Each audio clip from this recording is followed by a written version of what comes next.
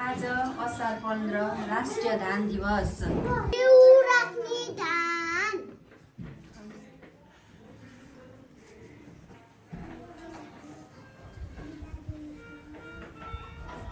यो दिन किसानहरूले खेतमा धान रोप्न सुरु गर्ने दिन हो।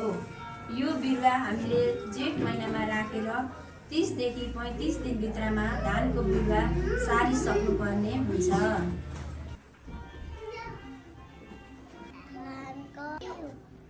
सबैजनाले हिलोमा पस्नुपर्ने पर्छ भन्ने मान्यता छ। वर्षमा एकचोटि हिलोमा पस्नाले शरीरमा भएका कतिपय रोगहरू लाग्दैनन् भन्ने वैज्ञानिक कारण पनि छ।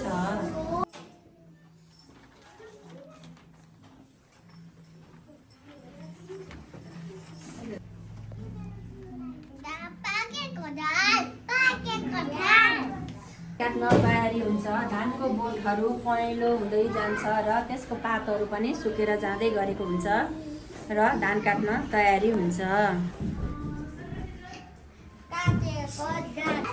पाकिसकेको धान हो, यसलाई हामीले थ्रेसर गरेर निकाल्छौँ र यो धानबाट हामी धेरै किसिमहरू बनाउन सक्छौँ, जस्तै चामल, चिउरा।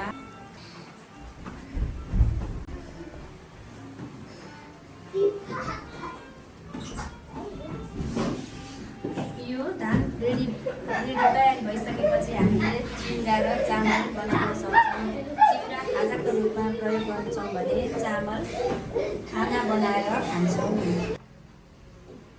आज धान दिवस मनाउँदै हामीले आज रोपाइ गरी दही चिउरा खानाले गति परिने विश्वासमा खेतीपाती नहुनेहरूले पनि अरूको खेतमा वा आफ्नो परेसाबारीमा रोपाइ गरेर हिलो छ्यापाछाप गर्नुहुन्छ। रोपाइ गर्दा आफ्नो दुःख पीड तथा जीवनका घटनाहरूलाई असारे भाकामा गीत गाएर आफ्नो दुःख कष्ट पोख्ने पनि गर्नुहुन्छ। आजको दिनमा हामी सबैजना मिलेर रोपाइ गरेर रमाइलो गर्दै हिलो छ्यापाछाप गर्दै रमाइलो गर्दछौँ।